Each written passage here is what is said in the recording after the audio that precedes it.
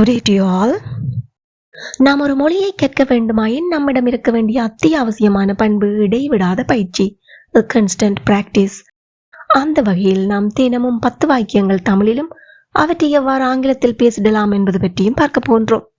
நீங்கள் செய்ய வேண்டியது என்ன?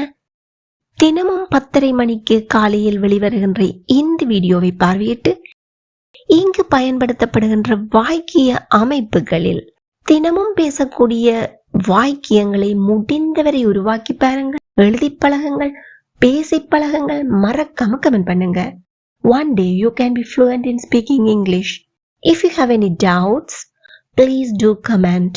I will help you. Now, let's move on to the video. ஒவ்வொரு தருணத்திலும் நல்லதையே தேடுங்க. அதாவது நல்லதையே தேடுங்க, நல்லதையே பாருங்க. இதெல்லாம் நாங்க ஆங்கிலத்துல look for the good, look for the good என்றவாறு தெரிவிக்கலாம். இப்போ உதாரண வாக்கியங்களை பார்ப்பதன் மூலம் இதை எவ்வாறு நடைமுறை வாழ்க்கையில் பயன்படுத்தலாம் என்பது உங்களுக்கு தெளிவாக புரிந்துவிடும். ஒவ்வொரு தருணத்திலும் நல்லதையே தேடுங்க, நல்லதையே தேடுங்க, look for the good. எதில்? ஒவ்வொரு தருணத்திலும், in every moment. Look for the good in every moment. எங்களோட சேர்ந்து சொல்லி பாருங்க. Look for the good in every moment. தன் தோல்வியிலும் அவள் நல்லதையே பார்த்தாள். சில பேர் என்ன செய்வாங்க, தோற்று போனா துவண்டு போயிடுவாங்க. ஆனா அவள் என்ன செய்யறாள், தன் தோல்வியில கூட ஒரு நல்லதை தான் பார்க்கிறாள். அதாவது எல்லாம் நல்லதுக்கு என்ற மாதிரி யோசிக்கிறாள். பார்த்தாள் கடந்த காலத்தில் பேசுகின்றோம். ஆகவே she looked for the good in her failure. தன்னுடைய தோல்வியிலும், in her failure. She looked for the good in her failure. வாய்விட்டு சப்தமா சொல்லி பாருங்க. Very good. She looked for the good in her failure. அவன் ஒவ்வொரு சவாலிலும் நல்லதையே பார்க்கிறான். அதாவது இது அவனுடைய ஹேபிட். எப்பெல்லாம் சவால் வருதோ அப்ப எல்லாம் அவன் அந்த சவால் ஒரு பெரிய பொருட்டாய கருதுற இல்ல, அதுல இருக்கிற நல்ல விஷயத்தை மட்டும்தான் பாக்குறான். அப்போ regular activity, simple present tense. he என்பது தேர்ட் பர்சன் சிங்குலர் சப்ஜெக்ட், அதனால் எஸ் வடிவத்துல வினைச்சொல் பயன்படுத்தணும். he looks for the good, he looks for the good in every challenge. He looks for the good in every challenge. எல்லாரும் கூட சேர்ந்து சொல்லி பாருங்க. He looks for the good in every challenge. நல்லதையே தேடுங்கள், உங்களுக்கு அமைதி கிடைக்கும். கெட்டதொண்டையும் பற்றி யோசிச்சுட்டு இருக்க கூடாது. அப்ப நல்லது யோசிக்கணும், நல்லதையே தேடணும். தேடிக்க என்ன நடக்கும், எங்களுக்கு அமைதி கிடைக்கும். Look for the good and you will find peace. Look for the good and you will find peace. மனிதர்களில் எப்போதும் நல்லதையே தேடுங்கள். ஒரு மனுஷர்கிட்ட நல்ல விஷயமும் இருக்கும், கெட்ட விஷயமும் இருக்கும். ஆனா நாங்க எதை தேடி பார்க்கணும், எப்பவுமே நல்லதை மட்டும்தான் பார்க்கணும். Please comment your answer.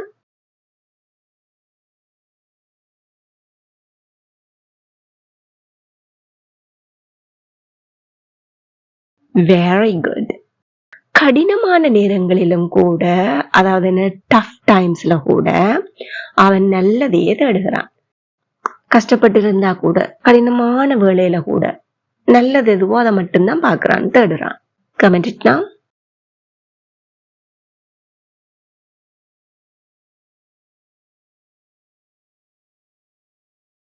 Amazing.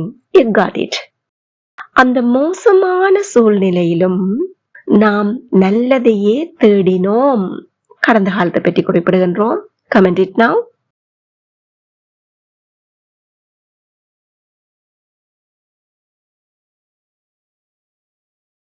Splendid. You got it. தயாராக அதிக நேரம் எடுக்காது. உங்களை விட யாரா இருக்கலாம், உங்கள்ட்ட சொல்றாங்க இப்படி நான் போறேன் அப்படின்னு சொல்லி. அப்ப நீங்க என்ன சொல்றீங்க, நானும் வரட்டான்னு கேக்குறீங்க. அதுக்கு அவங்க எனக்கு நேரம் போது நான் போறேன்னு சொல்லிக்கல. நாம பொதுவா என்ன சொல்லுவோம், எனக்கெல்லாம் ரெடி ஆகிறதுக்கு கன நேரம் பிடிக்காது, அதிக நேரம் எடுக்காது, அந்த மாதிரி சொல்லுவோம்.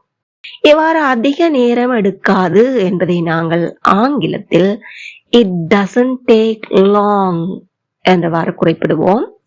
இதனுடைய வாக்கிய அமைப்பாக it doesn't take long plus 2 plus V1 form என்றவாறு அமையும். அங்க உதாரணங்களை பார்ப்போம். தயாராக அதிக நேரம் எடுக்காது. It doesn't take long to get ready.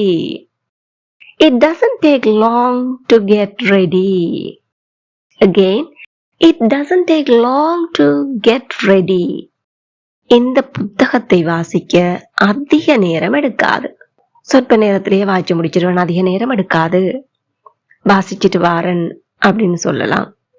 இல்ல சில பேருக்கு அதிக நேரம் உட்கார்ந்து புத்தகம் வாசிக்க பிடிக்காதவங்கள்ட்ட இதை வாசிக்க அதிக நேரம் எடுக்காது, வாசிச்சு பேர் அப்படின்னு சொல்லி கொடுக்கறதுக்கும் கூட இதை நாங்கள் பயன்படுத்தலாம். எவ்வாறு சொல்வோம்? It doesn't take long to read this book. It doesn't take long to read this book. எல்லாரும் பாய்விட்டு சத்தமா சொல்லி பாருங்க. Very good. It doesn't take long to read this book. உடைகளை மாற்ற அதிக நேரம் எடுக்காது. சில பேருக்கு ஒரு ஹேபிட் இருக்கு, வெளியில போயிட்டு வந்து உடுப்பே மாத்தாம அப்படியே இருப்பாங்க அதே உடையில. அந்த நேரத்துல நாங்க என்ன சொல்லலாம்? உடைகளை மாத்த அதிக நேரம் எடுக்காது, மாத்திட்டு இருங்க அப்படின்னு சொல்லி. இதை எப்படி ஆங்கிலத்துல சொல்வோம்? It doesn't take long to change clothes. It doesn't take long to change clothes. எங்கூட சேர்ந்து சொல்லி பாருங்க.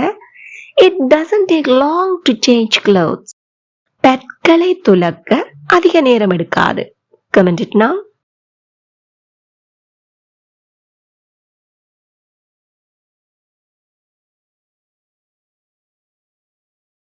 Wow, great. மன்னிப்பு கேட்க அதிக நேரம் எடுக்காது. Comment it now.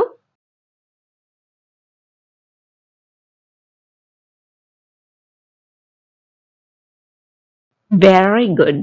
டீ போட அதிக நேரம் எடுக்காது. Comment your answer.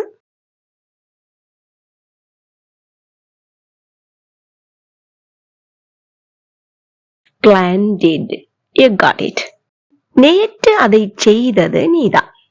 யாராவது தாங்க செய்த செயலை மறந்து சொல்லும் போது நாங்க என்ன சொல்லுவோம்? நேற்று அதை செய்தது நீதான். எனக்கு வடிவ தெரியும். அறுதியிட்டு சொல்கின்றோம், நீதான் நேற்று அதை செய்தாய். இதை எப்படி ஆங்கிலத்துல சொல்லலாம்? அதை செய்தது, the one who did that. எப்படி சொல்லலாம் ஆங்கிலத்துல? the one who did that. அப்போ இதனுடைய வாக்கிய அமைப்பாக subject plus be form verb plus the one who did that என்றவாறு பயன்படுத்தலாம். நேற்று அதை செய்தது நீதான். அப்போ நேற்று என்பது கடந்த காலத்தை குறிக்குது. be form என்ற கடந்த கால வடிவம் என்ன? was அல்லது were. இங்கு you என்பதால் were. You were the one who did that. எப்போது? நேற்று, yesterday. You were the one who did that yesterday. Again, you were the one who did that yesterday. நேற்று அதை செய்தது அவள்தான். Please comment your answer.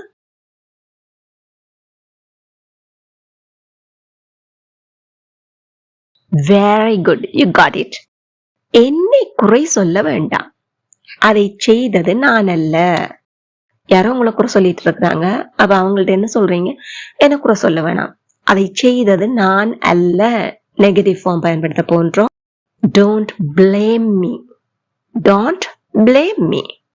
I am not the one who did that. I am not the one who did that. Don't blame me.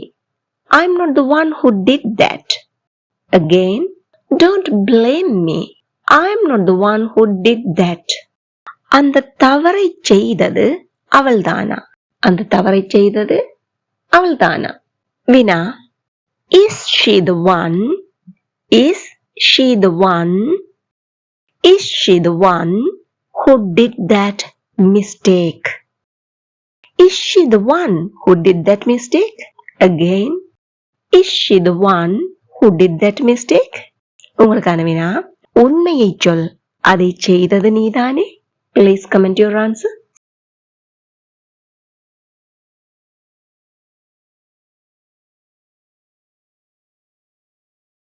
Well done. You got it. இப்போ நீங்க செய்ய வேண்டியது என்ன? Look for the good என்பதையோ, it doesn't take long என்பதையோ, the one who did that என்பதையோ பயன்படுத்தி நடைமுறையில் பேசக்கூடிய வாக்கியங்களை சிந்தித்து பாருங்கள், ஆங்கிலத்தில் எழுதி பாருங்கள், பேசி பழகுங்கள், மறக்காம கமெண்ட் பண்ணுங்க. Then it will be helpful for other viewers, and if you have any doubts or mistakes, definitely I will help you. இந்த வீடியோ உங்களுக்கு ரொம்பவே பயனுள்ளதாக இருந்திருக்கும் என நம்புகிறேன். மறக்காம ஒரு லைக் பண்ணிட்டு முடிந்தவரை அனைவருடன் இந்த வீடியோவை ஷேர் பண்ணிக்கொள்ளுங்க. இதே போல மேலும் பல பயனுள்ள வீடியோக்களை பார்வையிட இந்த சேனலை இப்பவே சப்ஸ்கிரைப் பண்ணி அருகே உள்ள பெல் ஐக்கனையும் அழுத்தி கூடவே ஆல் என்கின்ற ஆப்ஷனையும் செலக்ட் பண்ணி கொள்ளுங்கள். Thank you for watching.